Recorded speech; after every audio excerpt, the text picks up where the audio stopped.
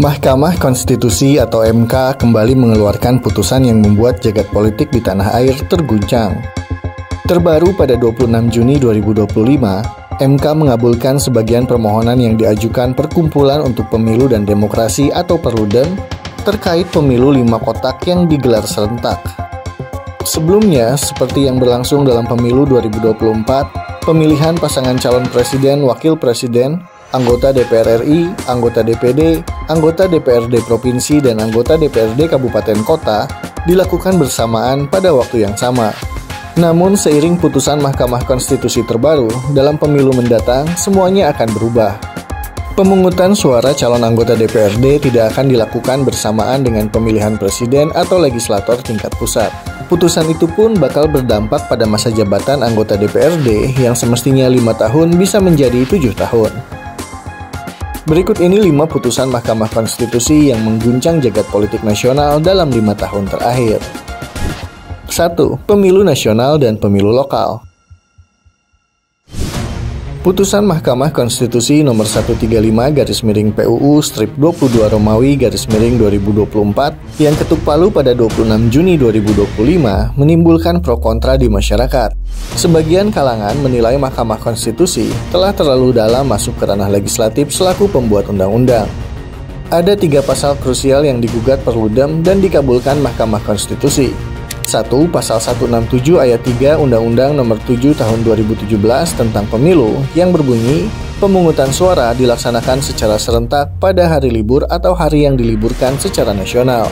2. Pasal 347 ayat 1 Undang-Undang Nomor 7 Tahun 2017 tentang Pemilu yang mengatur bahwa pemungutan suara pemilu diselenggarakan secara serentak. 3. Pasal 3 ayat 1 Undang-Undang Nomor 8 Tahun 2015 tentang Pilkada yang menegaskan bahwa pemilihan dilaksanakan setiap 5 tahun sekali secara serentak di seluruh wilayah Negara Kesatuan Republik Indonesia. Ketiga pasal tersebut dinilai bertentangan dengan Undang-Undang Dasar Negara Republik Indonesia tahun 1945, sehingga Mahkamah Konstitusi memutuskan untuk memisahkan pemilihan calon anggota DPR, anggota DPD, dan presiden wakil presiden sebagai pemilu nasional dengan pemilihan calon anggota DPRD Provinsi, Kabupaten, Kota, serta Gubernur, Wakil Gubernur, Bupati, Wakil Bupati, dan Wali Kota, Wakil Wali Kota sebagai pemilu lokal atau daerah. Pemisahan tersebut dilakukan untuk menyederhanakan proses bagi pemilih, memperbaiki kualitas demokrasi, serta mengurangi beban berat penyelenggara pemilu dan partai politik. Selain itu, penyelenggaraan Pilpres dan Pileg yang berdekatan dengan Pilkada menyebabkan minimnya waktu bagi rakyat untuk menilai kinerja pemerintahan hasil pemilihan umum.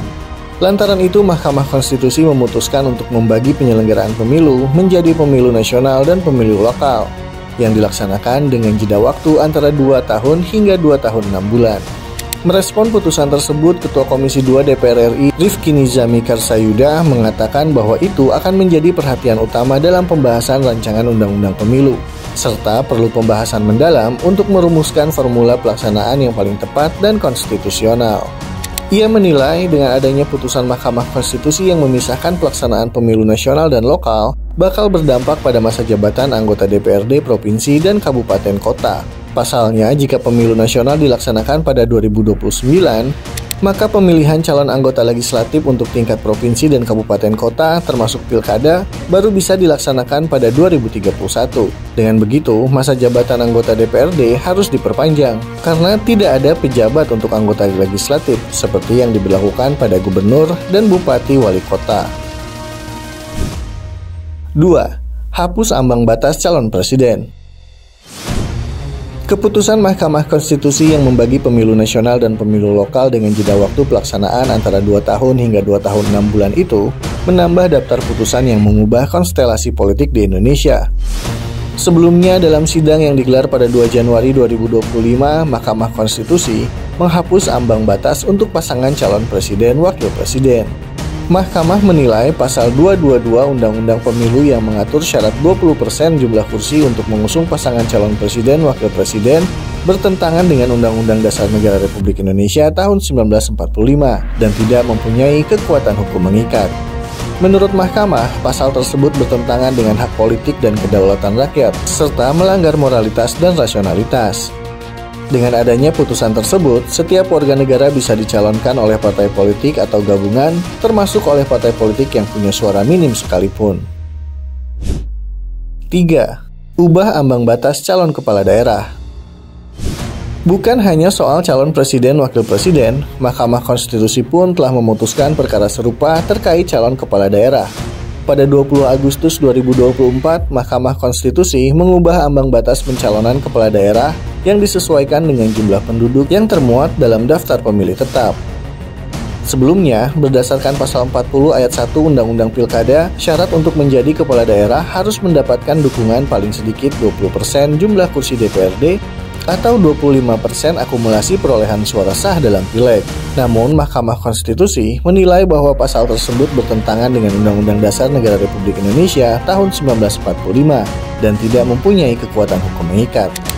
Lantaran putusan itu, PDI Perjuangan yang sudah ditinggal sendirian dalam pemilihan pasangan calon gubernur wakil gubernur Jakarta, akhirnya bisa ikut tempur dan memenangi Pilkada 2024. Pramono Anung Rano Karno yang diusung PDI Perjuangan berhasil mengalahkan Ridwan Kamil Suswono yang didukung banyak partai politik. 4. Caleg terpilih dilarang mundur. Putusan Mahkamah Konstitusi selanjutnya yang menjadi perhatian serius para politikus adalah soal pengunduran diri caleg terpilih. Dalam sidang yang digelar pada 21 Maret 2025, Mahkamah menegaskan pengunduran diri calon legislatif terpilih dapat dibenarkan jika untuk menjalankan tugas negara seperti diangkat menjadi menteri, duta besar, atau pejabat negara, pejabat publik lainnya. Sepanjang tidak dimaknai seperti itu, pasal 426 ayat 1 Undang-Undang Pemilu yang membolehkan caleg terpilih mengundurkan diri merupakan hal yang bertentangan dengan Undang-Undang Dasar Negara Republik Indonesia tahun 1945 dan tidak mempunyai hukum mengikat. Pasal tersebut tidak memberikan batasan yang jelas mengenai alasan yang dapat digunakan untuk pengunduran diri calon terpilih. Oleh karena itu, Mahkamah Konstitusi mengabulkan sebagian gugatan yang diajukan oleh 3 mahasiswa Universitas Islam Negeri Said Ali Rahmatullah. Mahkamah menilai kendati pengunduran diri merupakan hak calon terpilih, namun mandat rakyat yang diberikan melalui pemilu harus menjadi pertimbangan utama sebelum mengambil keputusan untuk mengundurkan diri. Untuk itu dibutuhkan batasan dalam pengunduran diri calon terpilih, sehingga prinsip kedaulatan rakyat dalam pemilu tetap terjaga. Menurut Mahkamah, caleg terpilih yang mengundurkan diri untuk maju pilkada bertentangan dengan prinsip kedaulatan rakyat. 5. Ubah syarat calon presiden wakil presiden. Di nomor 5 ada putusan Mahkamah Konstitusi yang membuat jagat politik tanah air berguncang dahsyat. Ia adalah putusan bernomor 90-PUU/21/2023 yang diketuk palu Anwar Usman pada 16 Oktober 2023. Sebelumnya, berdasarkan pasal 169 huruf Q Undang-Undang Nomor 7 Tahun 2017 tentang Pemilu, seseorang yang ingin maju menjadi calon presiden atau wakil presiden harus berusia minimal 40 tahun. Namun, Mahkamah Konstitusi yang kala itu dipimpin Anwar Usman yang notabene adik ipar Joko Widodo, menyatakan bahwa seseorang yang belum berusia 40 tahun bisa maju menjadi calon presiden atau calon wakil presiden selama pernah atau sedang menduduki jabatan yang dipilih melalui pemilihan umum, termasuk pemilihan kepala daerah. Lantaran putusan tersebut, anak sulung Joko Widodo, Gibran Rakabuming Raka yang kala itu masih berusia 36 tahun dan sedang menjabat wali kota Solo, bisa maju dalam Pilpres dan membidik kursi wakil presiden. Kendati perhelatan Pilpres 2024 sudah tamat dan pemenangnya telah dilantik, namun cap anak haram konstitusi masih melekat pada Gibran Rakabuming Raka. Hal itu sesuai dengan ucapan mantan Menko Polhukam Mahfud MD yang berkata bahwa anak haram konstitusi merupakan hukuman sosial yang tidak akan pernah hilang seumur hidup Gibran.